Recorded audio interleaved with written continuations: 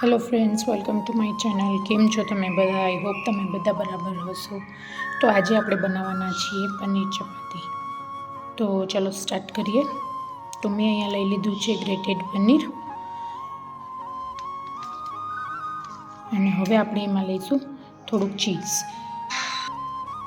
તો અહીંયા મેં ઉમેરી દીધું છે ચીઝ.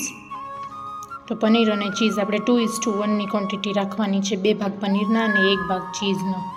અને હવે આપણે એમાં ઉમેરીશું કેપ્સિકમ. તો આપણે લઈ લીધા છે ઝીણા સમારેલા કેપ્સિકમ. એમાં લઈશું લીંબુ પણ એડ કરી શકું છું. તો મેં અહીંયા આમચૂર લીધો છે અને હજી બધી કોથમીર. અને ટેસ્ટ પ્રમાણે નમક. તો નમક આપણે એટલું જ નાખવાનું છે, કેમ કે આપણે ચાટ મસાલો પણ નાખ્યો છે, એટલે આપણે ટેસ્ટ કરી અને પછી બીજી વખત નાખી શકાય. હવે આ બધી વસ્તુને સારી રીતના આપણે હાથથીને મિક્સ કરી લેવાની છે. આપણે આને સારી રીતના મિક્સ કરી લીધું છે અને હવે આપણી ફિલિંગ્સ બનીને તૈયાર છે. અને અહીંયા આપણે લોટ પણ તૈયાર કરી લીધો છે.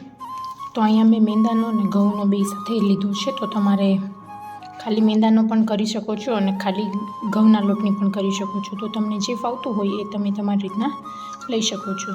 તો અહીંયા મેં ઘઉં મેંદાનો મિક્સ લોટ લીધો છે. તો હવે આપણે બનાવી લઈએ ચટણી એના માટે. તો હવે અહીંયા ચટણી માટે મેં લઈ લીધા છે બે મીડિયમ સાઇઝના ટમેટાં અને થોડા ધાણા. તો હવે આપણે આને સારી રીતના ક્રશ કરી લેવાનું છે. તો આપણે અહીંયા ચટણી ક્રશ કરી અને એક બાઉલમાં કાઢી લીધી છે. તો હવે આપણે એમાં ઉમેરીશું થોડુંક સોસ, ટોમેટો સોસ, જેમ કે કેચઅપ. તો એના માટે થોડુંક બાઇન્ડિંગ આવી જાય એટલે આપણે થોડુંક કેચઅપ ઉમેરવાનું છે. એમાં સ્વાદ મુજબ આપણે ઉમેરવાનું છે મીઠું, મરી પાવડર, થોડું શુગર, કે જેથી ટમેટાની ખટાશ ગળાશનું બેલેન્સ થઈ જાય. અને એમાં આપણે ઉમેરીશું થોડાક ડુંગળી અને કેપ્સિકમ અને ચોપ્ડ ગાજર. હવે આ બધી જ વસ્તુ આપણે સારી રીતના મિક્સ કરી લેવાની છે. તો ફ્રેન્ડ્સ, આ સારી રીતના આપણે મિક્સ કરી લીધી છે અને તમે જોઈ શકો છો કે કેટલી સ્વાદિષ્ટ અને સરસ ચટણી બનીને તૈયાર થઈ ગઈ છે. આમાં આપણે જે બી વસ્તુ નાખી છે એમાંથી તમને કોઈ પણ વધારે ઓછી ભાવતી હોય તો તમારી રીતના વધારે ઓછી કરી શકો છો. તમે જો લસણ ખાતા હોય તો થોડુંક 2 કળી લસણ પણ એડ કરી શકો છો. અને આ બહુ જ સરસ લાગે છે. તો ટ્રાય કરી અને મને કમેન્ટ બોક્સમાં કહેજો કે તમને આ કેવી લાગી ચટણીની રેસીપી અને પનીર ચપાતીની. તો આપણે અહીંયા આ સાઈઝનું લોહું લઈ લેવાનું છે અને એને સારી રીતના વળી અને પછી એમાં સ્ટફિંગ ભરી દેવાનું છે આપણે.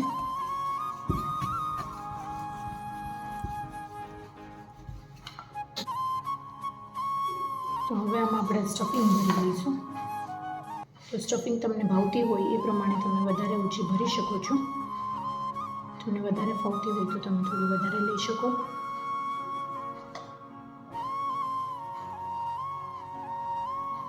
અને આપણે આ રીતના હાફમાં સ્પ્રેડ કરી અને બાકીની હાફ આપણે એના ઉપર બેન્ડ કરી દેવાની રહેશે.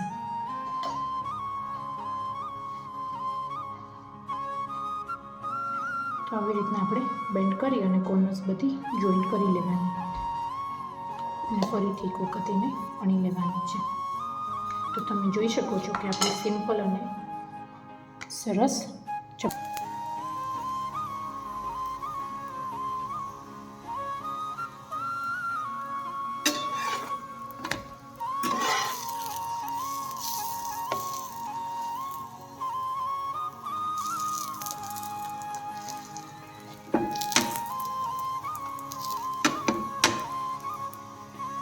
તો આને ગોલ્ડન બ્રાઉન થાય ત્યાં સુધી આપણે સારી રીતના શેકી લેવાની છે.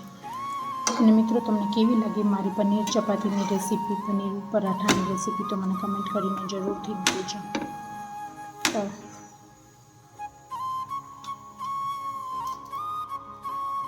તો ફ્રેન્ડ્સ, આજ માટે આટલું જ. Bye bye. જય શ્રી કૃષ્ણ. ફરી મળીએ નેક્સ્ટ વિડીયોમાં. જય શ્રી કૃષ્ણ.